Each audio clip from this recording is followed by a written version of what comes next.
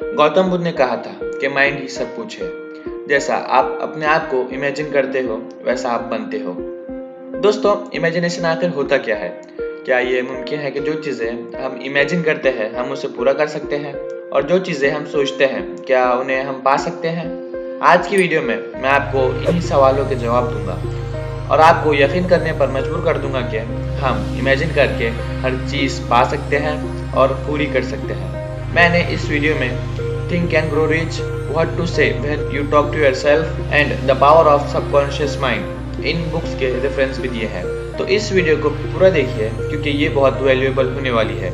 तो चलिए बिना टाइम वेस्ट किए स्टार्ट करते हैं the power of imagination.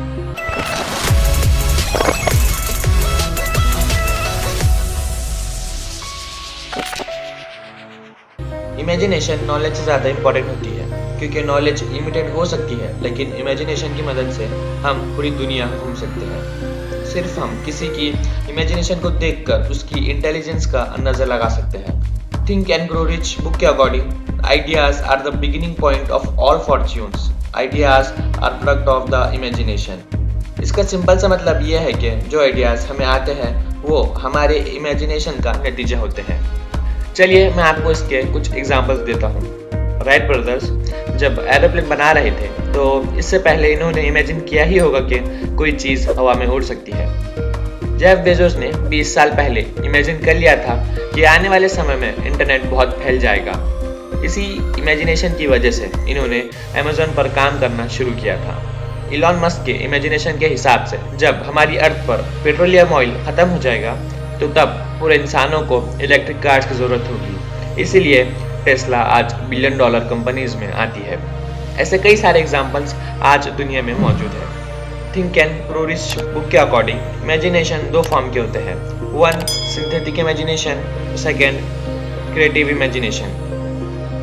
Synthetic imagination में हमारे याद किए हुए पुराने experiences, concepts, plans, old ideas और हो चुकी इन्वेंशंस होती है।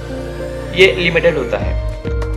लेकिन क्रिएटिव इमेजिनेशन पूरा इसका उल्टा होता है। ये तो अनलिमिटेड होता ही है।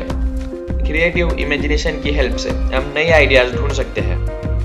क्रिएटिव इमेजिनेशन का सबसे ज़्यादा यूज बिजनेसमैन, आर्टिस्ट और इन्वेस्टर्स करते हैं। हम अगर आर्टिस्ट को देखें, चाहे वो राइटर हो, पोएट हो, पेंटर हो या डिज़ाइनर हो, सब अपना काम इमेजिनेशन से ही करते हैं। एल्बर्ट आइंस्टाइन ने कहा था कि हम लॉजिक से सिर्फ ए से बी पर जा सकते हैं, लेकिन हम इमेजिनेशन से कहीं पर भी जा सकते हैं। अगर आपको अभी भी समझ नहीं आया कि इमेजिनेशन क्या होता है, तो ये समझ लीजिए कि इमेजिनेशन हमारी सोचने की काबिलियत होती है। हमने तो बहुत बातें कर ली कि इमेजिनेशन क्या है, इसका यूज करके लोगों ने क्या क्या हासिल कर लिया। हमने अभी तक इमेजिनेशन के टाइप्स देखे, इमेजिनेशन करने के बेनिफिट्स देखे। अब हम बात करेंगे कि इमेजिनेशन एक्चुअल रियलिटी में कन्वर्ट होता कैसे है।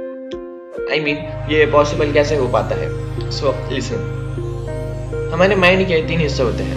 Number 1 conscious mind, number 2 subconscious mind और number 3 unconscious mind. Conscious mind में हमारी मेमोरी, एक्सपीरियंसेस और इंफॉर्मेशन स्टोर होती है, और सबकॉन्शियस माइंड की मदद से हम डिसीजन लेते हैं और प्लानिंग करते हैं।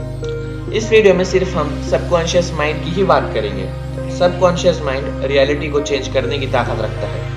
Einstein, Isaac Newton, Nikola Tesla, इन्होंने अपने सबकॉन्शियस माइंड की हेल्प से और इसकी ताकत से इतनी सारी ग्रेट इन्वेंशंस की है। मैं आपको सबकॉन्शियस माइंड की पावर बताने के लिए आपको एक छोटी सी रियल स्टोरी बताता हूँ। एक फ्रेंच लेडी थी जो ब्लाइंड थी। उसका नाम मैडम ब्रे था। अपनी ब्लाइंडनेस का इलाज करने के लिए उसने कई सारे डॉक्टर से बात की, लेकिन उसके आइज कंडीशन ऐसी नहीं थी कि वो ठीक हो सके।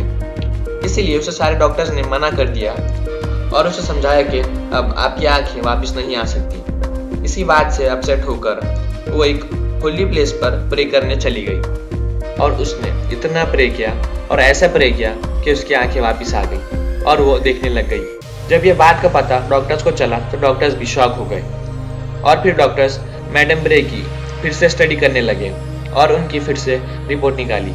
तो उन्हें इस रिपोर्ट से पता चला कि उनकी पहले की आइस कंडीशन और अभी की आइस कंडीशन में कोई डिफरेंस नहीं है।